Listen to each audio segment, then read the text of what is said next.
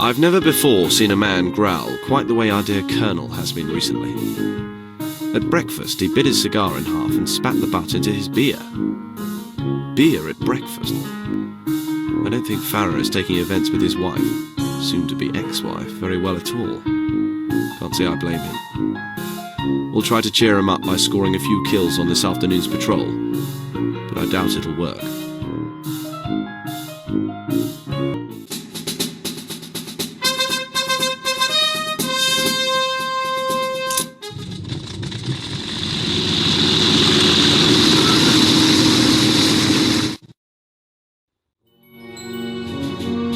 We tried to assume Farrah's ire as we spotted 7 Huns below us. We were only a patrol of 3, but we found strength trying to do the one thing that might put joy back in the Colonel's heart.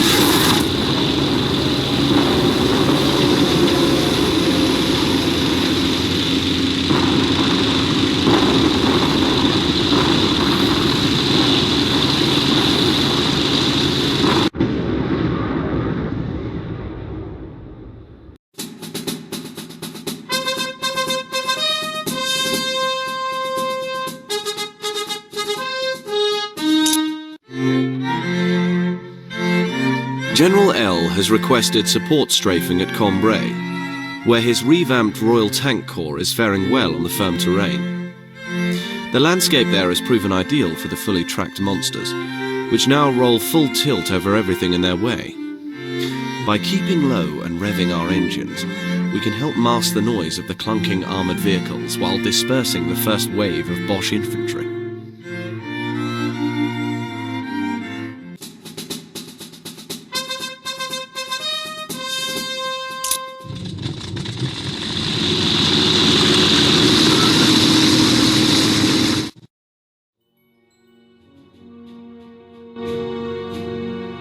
Cambrai was ablaze and in bedlam. Hordes of Hun were streaming from the trenches long before our tanks were in firing range. Since we'd stirred them up, we'd have to finish them off.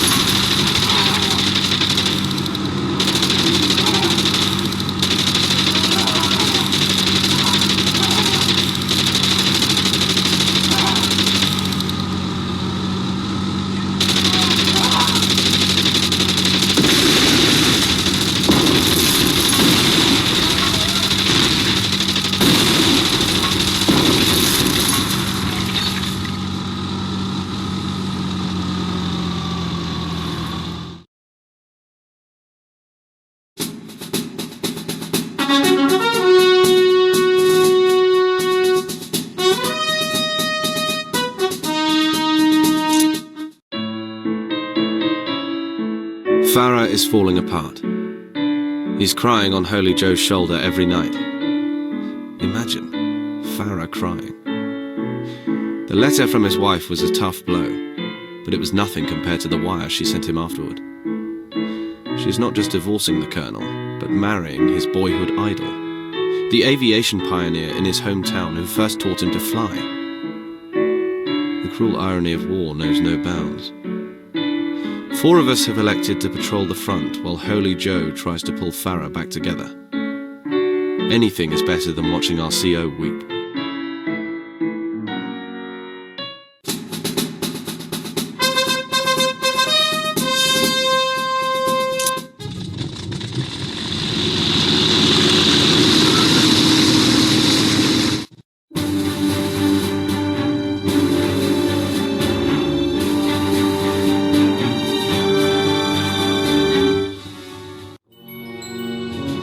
I worried that Farrah was about to become a casualty of war.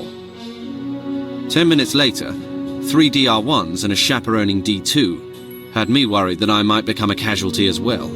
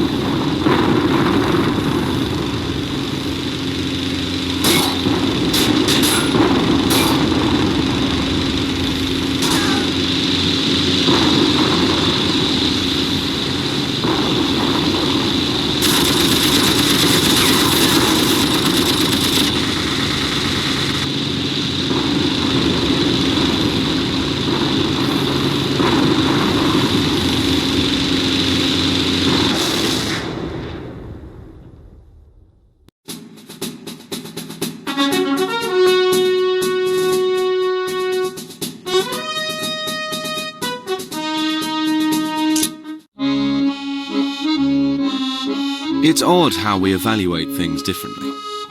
The Huns aren't interested in building tanks. Ludendorff has pronounced that tanks are a nuisance but achieve no decisive results. He may not be impressed yet, but soon he'll be whistling a new tune. Tanks are our best shot at penetrating his Hindenburg line. Not to be outdone, we'll be doing some penetrating of our own in an hour when we bomb the road to Cambrai.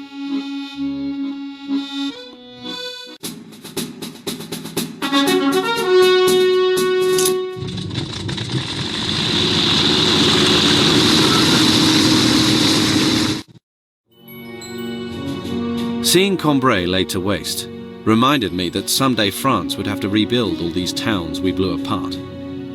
That didn't stop me from bombing the road, but it made it less enjoyable.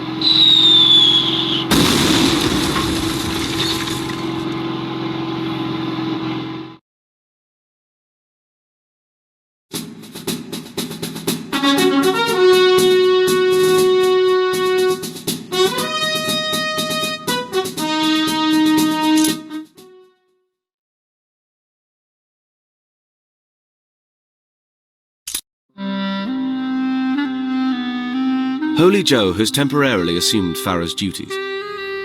No one is supposed to know this, and I probably shouldn't even be writing about it, but I have no other way to vent my anxieties. He's sending 4 of us to patrol Cambrai, where the British tank campaign has ended, like most of our efforts, in stalemate. While I have plenty of faith in our chaplain, I can't say it's easy to take him seriously as a CO.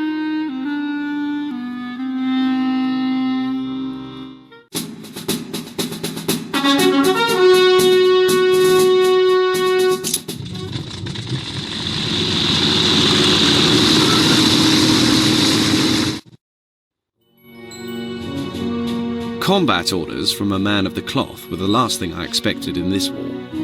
The 2 triplanes attacking us had no idea we were in the hands of divinity, nor would they probably care.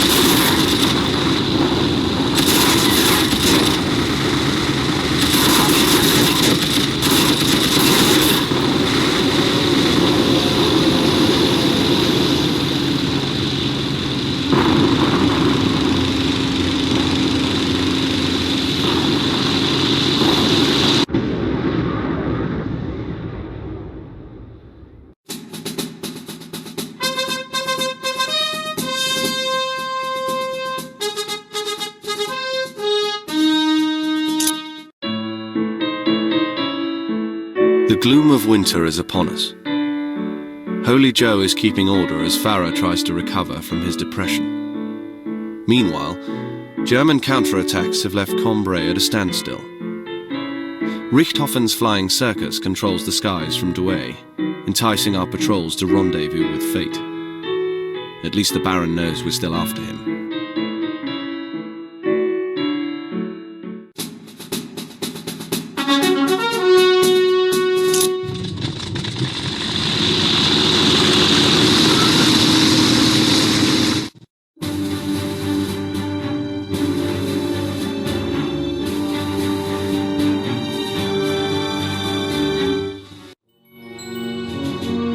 Winding our way to Douai, the four of us found an enemy monoplane all by itself.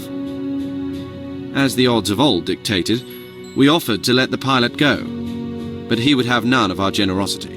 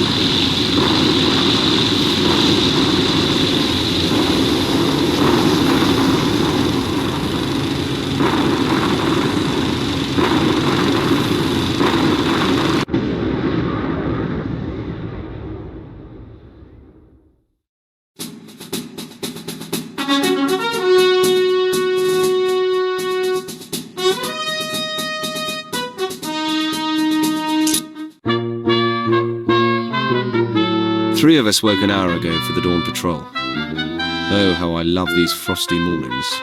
Let me count the ways. Torture. Pure torture. If the enemy doesn't get you, the frostbite finishes the job. With an extra coating of whale oil smeared on my cheeks, I feel as slimy as a half-frozen worm.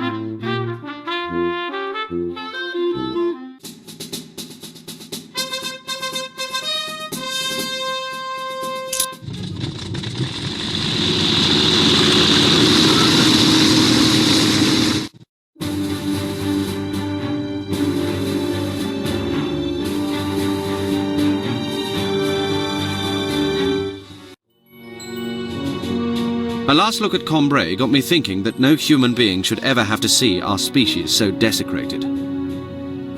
I wanted the killing to end, but the two approaching Eindeckers didn't share my sentiments.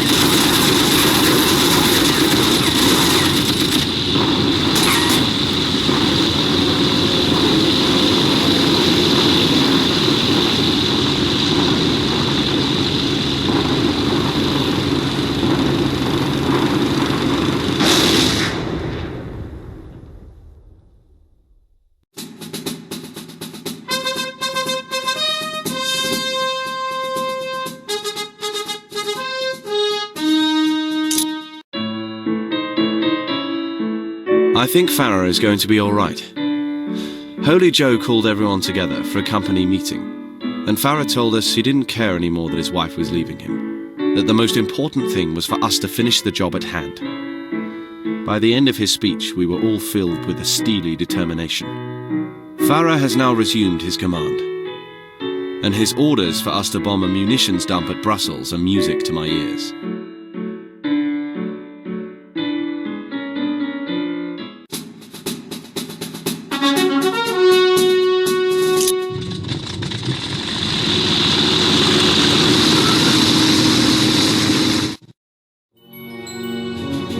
With anti-aircraft guns returning plenty of fire, I approached Brussels in a melancholy daze. I wondered how I'd feel if I were in Farrah's shoes. Could I continue fighting without my home fires burning?